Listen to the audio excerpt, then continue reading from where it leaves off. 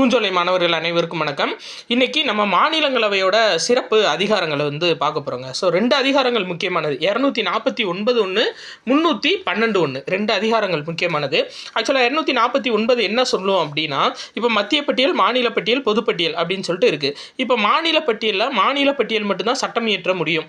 ஆனால் மாநிலங்களவை நினச்சா மத்திய அரசு மாநில பட்டியலில் சட்டம் இயற்றதுக்கான வழிவகை செய்ய முடியும். அதுதான் என்ன அப்படின்னா ஆர்டிகல் 249. 312 என்னன்னா, புதுசாக ஒரு அகில இந்திய பணிகள் உருவாக்குறதுக்காக ஒரு சிறப்பம்சம் யாருக்கு கொடுக்கப்பட்டிருக்குன்னா மாநிலங்களவைக்கு கொடுக்கப்பட்டிருக்கு. ஆர்டிகல் 312 படி புதுசாக ஒரு தேர்வாணையம், சரியா, புதுசாக தேர்வாணையம் இல்லை, புதுசாக ஒரு கரெக்ட் தான், புதிதாக ஒரு அனைத்திந்திய தேர்வாணையத்தை உருவாக்குறதுக்காக நாடாளுமன்றத்துக்கு அதிகாரம் அளிக்கிறது மாநிலங்களவை தான், சரியா.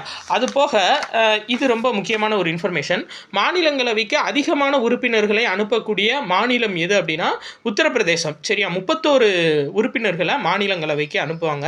அதுக்கடுத்து பார்த்தீங்க அப்படின்னா 2வது இடத்துல மகாராஷ்டிரா இருக்கும், 19 உறுப்பினர்கள் அனுப்புவாங்க. அதுக்கடுத்து நம்ம தமிழ்நாடு ப்ளஸ் இன்னும் ஒரு 2-3 ஸ்டேட்ஸ் இருக்கும், சரிங்களா.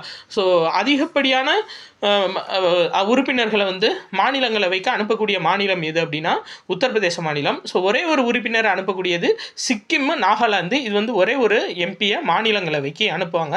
ஸோ இந்த லெசனோட ஃபுல் இன்ஃபர்மேஷன் பிளேலிஸ்ட்டாக கொடுத்துருக்கேன்ப்பா. நிறைய பேர் கேட்டுட்ருக்கீங்க ஃபுல் லெசன் நடத்துங்கன்னு. பிளேலிஸ்ட்டில் இருக்குது, நம்மளோட சேனல் பிளேலிஸ்ட்டில் 6வது லெசன் வரை இதுவரையும் கம்ப்ளீட் பண்ணியிருக்கோம். நீங்கள் போய் பிளேலிஸ்ட்டில் பார்த்துக்கோங்க. ஃபுல் லெசன்ஸ் நடத்தியாச்சுப்பா. நன்றி.